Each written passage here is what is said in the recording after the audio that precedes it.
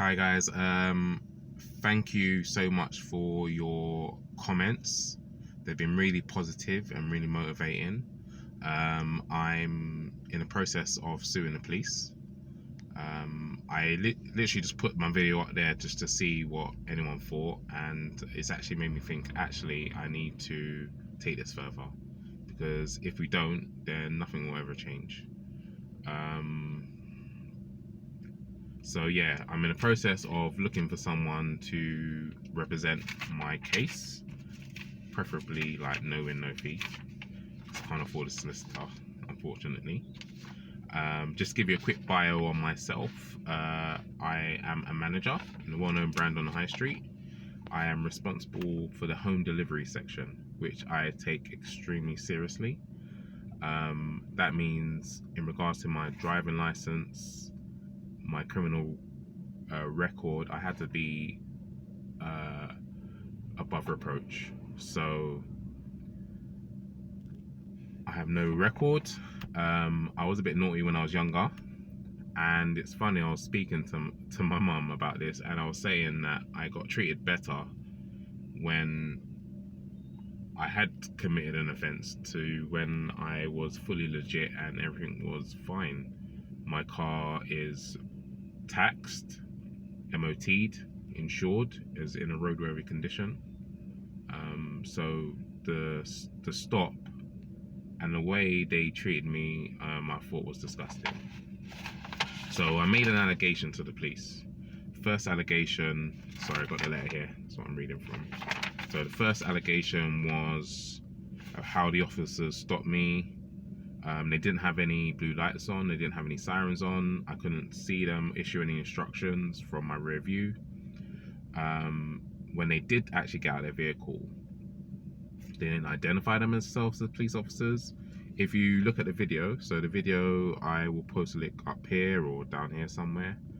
If you look at the video, the guy just walks around. He doesn't even gesture anything, like put his hand out, say stop. He doesn't say stop once he just sticks his hand into the car straight away, and I'm on autopilot after that. Once we're tussling for the keys, another police officer comes out. He's opened my door from the inside now, and they're both pulling me. I have my seatbelt on, and still there's nothing. I've actually had to ask them. Watch the video, you'll be able to hear it. It's not as faint because I've got the music blaring. Apologies for that. It was a Sunday. It was chill. I was out just shopping. I think I had trained that day as well. So I had trained, so I had my endorphins going. I was in a good mood, and they stopped me, and it just went left straight away. And it didn't need to be that way. I was happy to comply with their orders if they had issued them, but they didn't. So yeah. So the arresting officer said it will update me every 28 days.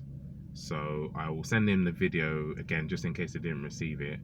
I did actually send a subject access request, and it's like they completely ignored it or disregarded it. So I'll be following that up as well. I have contacted Crime Bodge. I think he wanted a copy of the police worn body camera footage more than anything, but I'll still ask him on how I should proceed, because if we don't do nothing will happen.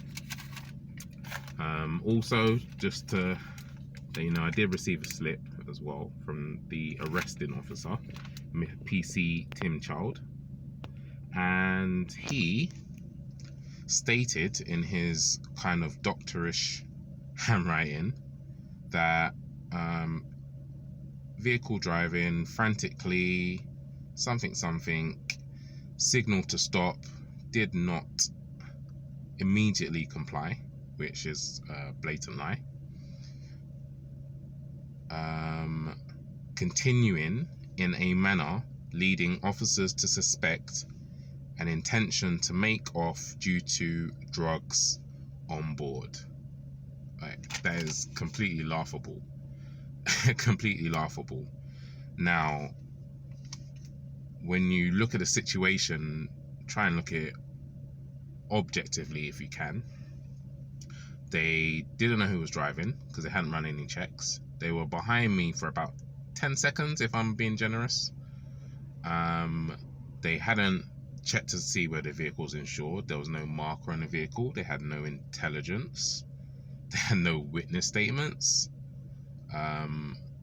So I don't understand how they could gather that I was trying to make off and that I had drugs. I don't know how they could infer that at all. I found it just crazy. So also they have their own kind of standards. So if they're going off a hunch, I'm sorry, that's not good enough. Their own policing policy states that they would have to use reasonable grounds or reasonable suspicions on what any other reasonable person would believe.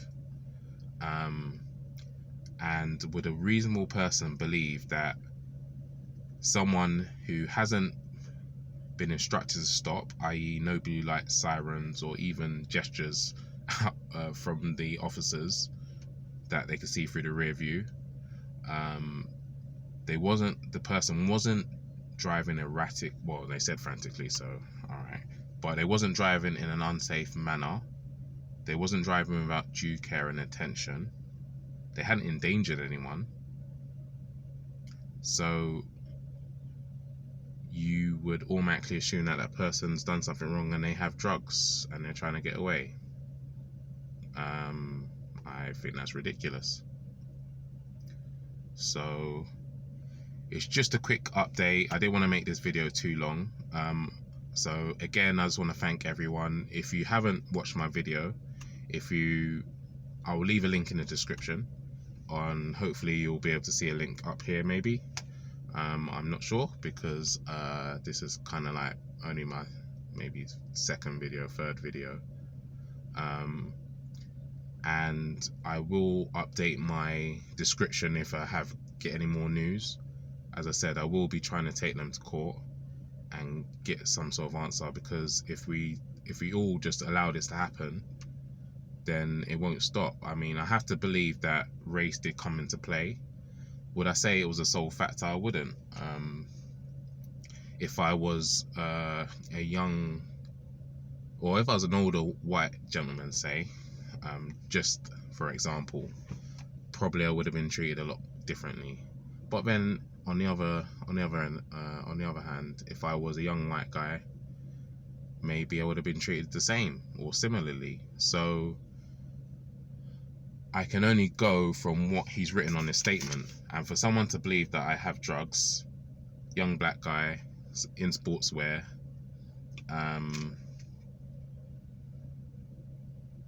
that's the only thing I can get from that. And I think as a police officer, you've got to use some sort of evidence. You can't just use a hunch. You can't use stereotypes to make an opinion. And if that means you need to observe that subject a bit more, then so be it.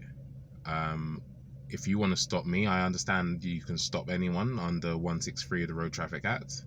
I understand you can use 164 and 165 to get my details, or get me to produce my details.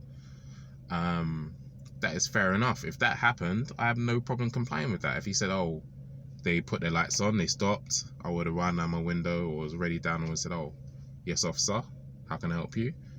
He would have said, oh, okay, I want to check your details, I'll stop to you, blah, blah, blah.